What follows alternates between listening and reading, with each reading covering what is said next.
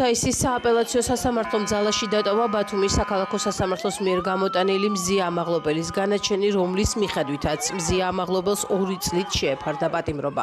ქუთაისის სააპელაციო სასამართლოში მზია ამაღლობელის საქმეს განიხილავდნენ ნიკოლოზ მარგველაშვილი, მარინა სირაძე და ნანა ჯოხაძე. მზია ამაღლობელის ადვოკატები ითხოვდნენ მზია ამაღლობელის უდანაშაულო ცნობას და მის გათავისუფლებას. პროკურატურა კი ბათუმის საქალაქო სასამართლოში გამოტანილი განაჩენის გამკაცრებას და მზია ამაღლობელისთვის პატიმრობის შეფარდებას არა 2 წლით, არამედ 4-დან 7 წლამდე ვადით. სხდომას მზია ამაღლობელიც ესწრებოდა, მას სიტყვის თქმის უფლებით ისარგებლა და მოსამართლეს მიმართა. მისი თქმით, მას არა პატიმრობა, არამედ ისაშინებს თუ რა დახვდება გარეთ.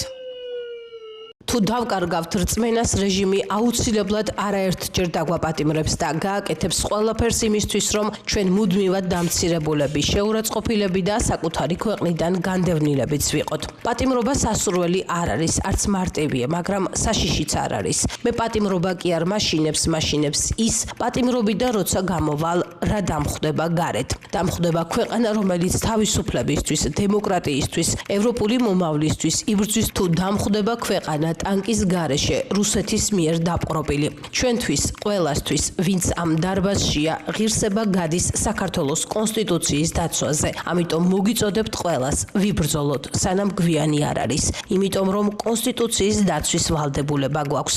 ბრძოლა ბოლომდე. ასე დაასრულა მზია ამაღლობელმა დასკვნითი სიტყვა საკონსტიტუციო სასამართლოში.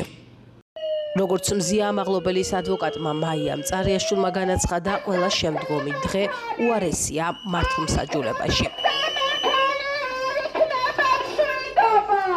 სასამართლო ჯერჯერობით კიდევ თამაშობს პროცედურულ სამართლიანობას, რომ პატივს ასე ვთქვათ, დებენ მათი აზრით და გვისმენენ. ჯერ კიდევ თამაშობს პროცედურულ სამართლიანობას. ცოტა ხანში არც ამ პროცედურულ სამართლიანობას არ ითამაშებენ.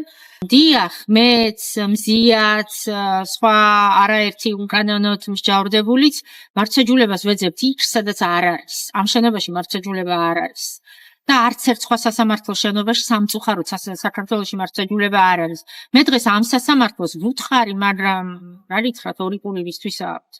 ვუთხარი, რომ ზოგჯერ სამართლიანობის აღდგენა ნიშნავს იმას, რომ აღიარო, რომ სისტემამ რაღაც მომენტში შეწყვიტა იყოს სამართლიანი და სამწუხაროდ ამ ქვეყანაში სისტემამ უკვე შეწყვიტა იყოს სამართლიანი. სისტემამ გადაწყვიტა, რომ იყოს ტოტალურად უსამართლო და მოძალადე. და ასეთი სისტემები არსებობენ მხოლოდ იქ, სადაც სასამართლოები აძლევენ ამის უფლებას.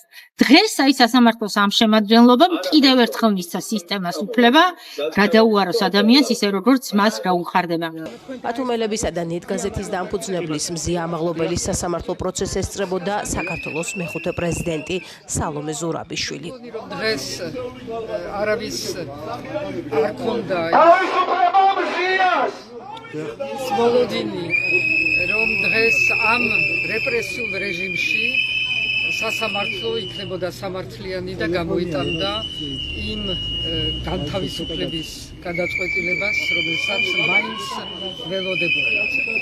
მე მინდა გამოვთქვა აქა ჩემი სრული პატივისცემა მზიას მიმართ, რომელმაც დღესაც გვიჩვენა თავისი ღირსება, მხნეობა, შემართება. და დარწმუნებული ვარ, რომ ასე გაივლის ამ ძალიან მძიმე დროს, რაც მიუსაჯეს მათ დატოვეს ძალაში ის სასჯელი, რომელიც არის სრულიად უსამართლო, უსაფუძვლო და არ არსებობს. მაგრამ სხვა რამე მინდა გითხრათ თქვენ დღეს, რომ მე მაინც ერთი რამის იმედი მქონდა, რომელი იმედით არ შეიძლება რომ ჩვენ დავკარგოთ, რომ ამ ადამიანებთან შორის შესაძლებელი ყოველთვის უნდა იყოს და ყოველთვის უნდა გვჯეროდეს, რომ შეიძლება გამოჩნდეს ერთი მაინც ადამიანი, ერთი მაინც მოსამართლე, რომელიც ადამიანად დარჩებოდა. სამწუხარო არის ჩემთვის ძალიან, სამწუხარო არის ქვეყნისთვის ძალიან, რომ დღესაც არ გამოჩნდა არც ერთი მოსამართლე, რომელიც აიღებდა თავის თავზე იმას, რომ ცოტა უფრო სამართლიანი, მე არც ვამბობ, ბოლომდე სამართლიანი, ცოტა უფრო სამართლიანი გადაწყვეტილება მიიღოთ. ეს არის ტრაგედია ქვეყნისთვის. როგორი იქნება საერთაშორისო საზოგადოების გამოხმაურება? იქნება თუ არა? აღიჩინე, როგორი იქნება, ვნახავთ, როგორიც იქნება. მე დღეს ვფიქრობ საქართველოზე და იმაზე თუ რას ნიშნავს ეს საქართველოსთვის. ქუთაისის სააპელაციო სასამართლოსთან მთელი დღის მანძილზე მზია ამაღლობელის კოლეგები და მხარდამჭერები იყვნენ შეკრებილები, მათ თან ჰქონდათ ბანერი წარწერით თავისუფლება მზიას, თავისუფლება პოლიტპატიმრებს. მათი შეძახილების ხმა სასამართლოს დარბაზშიდაც ისმოდა. როგორ გამიადოწონეს ამ სასამართლოში? რუსი ასამართლებს მზიას, რუსი. ცეცხლი ოლიგარქიას, ცეცხლი ოლიგარქიას. სამართლინოებო, აკონომაში ცხოვრება არ გინდათ. რეჟიმი რომ აღარ გეყოლებათ, ხო გინდათ რომ გამახუშეთ. დამნაშავეები. ცნობისათვის 6 აგვისტოს ბათუმელებისა და ნეტგაზეთის დამფუძნებელ მზია ამაღლობელს 2 წლით თავისუფლების აღკვეთა მიესაჯა. კერძოდ მას მსჯავრი წარდგინა სისხლის სამართლის კოდექსის 353 მუხლის პირველი ნაწილით, რომელიც ითვალისწინებს წინააღმდეგობას, მუქარას ან ძალადობას საზოგადოებრივი წესრიგის დამცველის ან ხელისუფლების სხვა წარმომადგენლის მიმართ. აღნიშნული ქმედებისთვის სასჯელის სახით გათვალისწინებულია ჯარიმა, შინაპატიმრობა 2 წლამდე ვადით და ასევე თავისუფლების აღკვეთა 2-დან 6 წლამდე ვადით.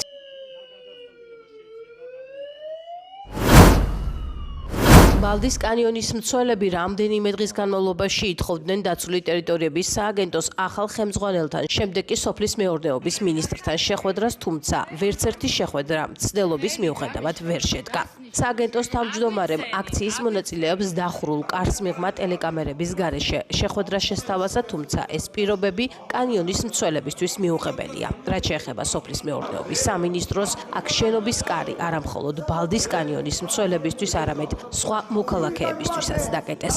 ბალდის კანიონის მცველები, რომლებიც 750 დღეზე მეტია პროტესტში იმყოფებიან, გარემოს სააგენტოს ხელმძღვანელს მოუწოდებენ შეწყვიტოს კანიონთან დაკავშირებული ძველი ხელმძღვანელის ვალერიან ჭედლიძის მიერ სავარაუდო კორუფციული გარიგებით დადებული ხელშეკრულება. ამასთან მოითხოვენ გაუქმდეს ბალდის კანიონის იჯარის ხელშეკრულება. მეგატივი ბალდის კანიონის მცველს ცოტნე თვარაძეს ესაუბრა, რომელმაც შექმნილ მდგომარეობასა და გეგმებზე ისაუბრა. რომ აი რატო არის მაშინ ეს პროექტი კარგი, რომ რაღაცას მართმევ და მეუბნები რომ კარგი არის რომ მართმევ, რატო? რა რითი არის კარგი? ამას ვერასაბუთებენ, რომ სოფელში ტურისტის შემოვა. სოფელში ტურისტი საკმაოდ დიდი რაოდენობით შემოდიოდა, იმაზე მეტი, ვიდრე სოფელს შეეძლო გამასპინძლება, თან ბუნებრივი დინებით მოდიოდნენ ეს ტურისტები და რატო მიიღეს ეგ გადაწყვეტილება, ამას ვერასაბუთებენ, ხო? ან თეილ ბალდის კანიონზე 100%-იან წილს ფლობს ეს კომპანია, რა ხეირი სახელმწიფოს. ამით ჩვენ ერთადერთი რასაც ვიღებთ არის ის, რომ შემოგვიღობ ეს მდინარე, გვახდევიებენ იქ ჩასასვლელად ფულს, ცვლიან ჩვენს ყოველდღიურობას რადიკალურად, გვართმევენ მომავლის პერსპექტივას, თან 40 წლით და ამ გადაწყვეტილებას იღებენ ისე, რომ არანაირი კვლევა, არანაირი მოსახლეობის ჩართულობა ან აზრის კითხვა არ მომხდარა და ვერასდროს ვერ დაამტკიცებენ იმას, რომ ეს არის ეროვნული პროექტი, ეს არის ხალხისთვის გაკეთებული და ამას ქვია განვითარება. ეს არ არის განვითარება, ეს არის უბრალოდ ხალხისთვის რაღაცის წართმევა და სოფლის დაცლის მცდელობა, იმიტომ რომ იმ შემთხვევაში თუ ბალდის კანიონი ბალდელებს წაერთმევათ, დიდი ალბათობით სოფელი კიდევ უფრო დაიცლება, იმიტომ რომ ესე ვთქვათ, მარტო ტურისტებისთვის არ ყოფილა ეს ადგილი მაგნიტი, ეს ადგილობრივ მოსახლეობასაც ეხმარებოდა.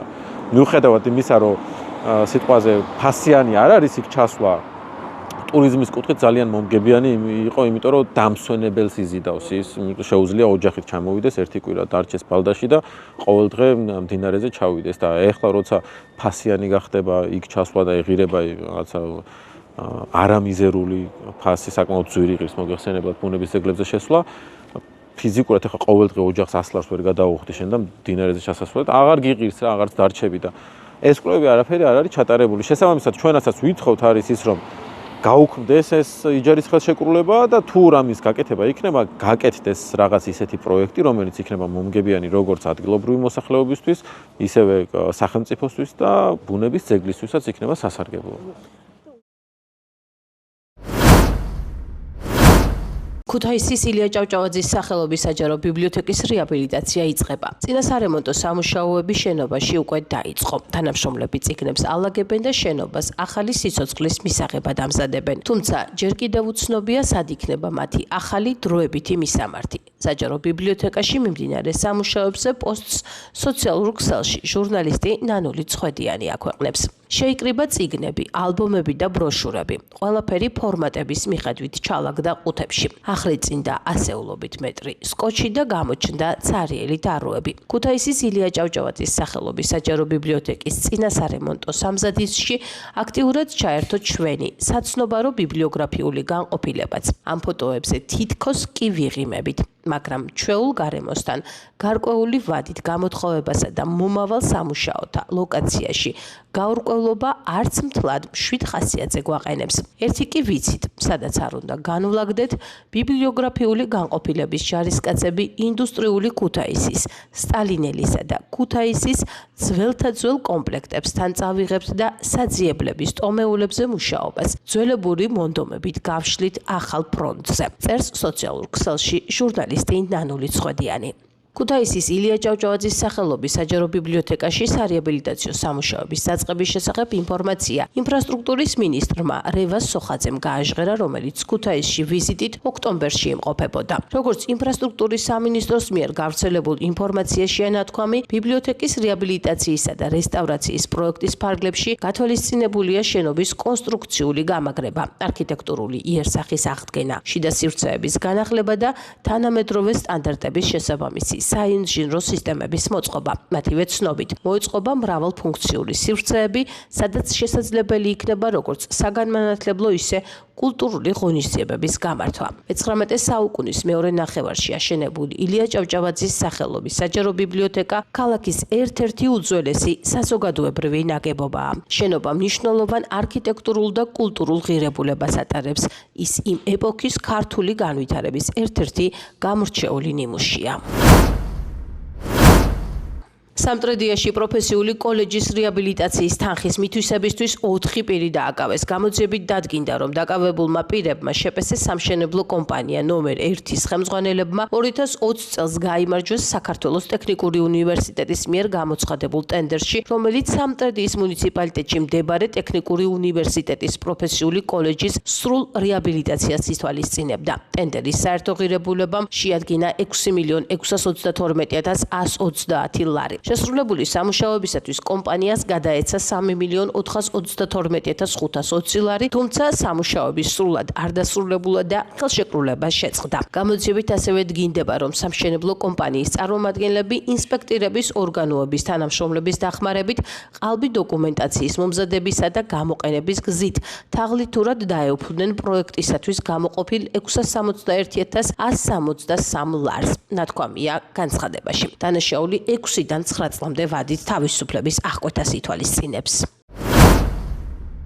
იმერეთის სატყეო სამსახურის თანამშრომლებმა ზესტაფონის მუნიციპალიტეტში სოფელ ბოსლევის სატყეობნებზე წითელი ნუსხით დაცული წაბლის სახეობის უკანონო ჭრის ფაქტი გამოავლინეს. ადგილობრივმა სამართალდამცველებმა 4 კუბური მეტრი პირველი ხარისხის სამასალე მერქანი უკანონოდ მოიპოვა. მიმდინარეობს გარემოზე მიყენებული ზიანის დაანგარიშება. გარემოს დაცვისა და სოფლის მეურნეობის სამინისტროს ინფორმაციით, გამომდინარე იქიდან, რომ საქმე შეიცავს სისხლის სამართლის დანაშაულის ნიშნებს, მასალები გადაგზავნილია შესაბამის საგამოძიებო უწყებაში, ხოლო უკანონოდ მოპოვებული სამასალე მერქანი შემდგომი განკარგვის მიზნით გადატანილია ზესტაფონის საქმიან ეზოში. მოგეხსენებათ, წაბლი წითელი ნუსხით დაცული სახეობაა. ვინაიდან საქმე შეიცავს სისხლის სამართლის დანაშაულის ნიშნებს, მასალები გადაგზავნილია შესაბამის უწყებაში შემდგომი რეაგირების მიზნით. ბუნებრივი რესურსებით უკანონო სარგებლობის ნებისმიერ შემთხვევაზე გატარდება კანონმდებლობით გათვალისწინებული მკაცრი სანქციები.